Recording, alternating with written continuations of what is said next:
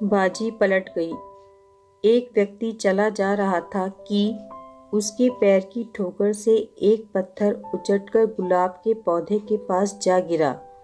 गुलाब के पौधे ने जैसे ही उस पत्थर को देखा तो उपहास मिश्रित वचनों से कहा, यह भी कोई जिंदगी है, केवल ठोकर। पत्थर ने गुलाब की इस व्योंगति को सुना तो मन मसोस कर रह गया। करता भी क्या, उसके नसीब में ठोकर ही लिखी थी।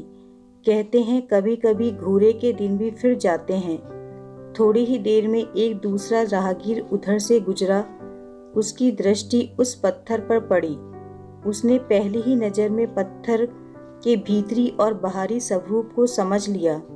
उसने उसे उठा लिया, उलट पलट कर देखा और अपने घर ले आया।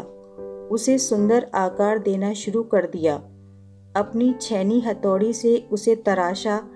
तराशते तराशते उसका विकार निकाला और सुंदर प्रतिमा का आकार दे दिया। उसने उस प्रतिमा को अपने घर के पूजा घर में विराजमान किया और अगले दिन उसने उसकी पूजा के लिए फूल चढ़ाया। वह वही फूल था जो कल पत्थर के ठोकर लगने पर उपहास कर रहा था।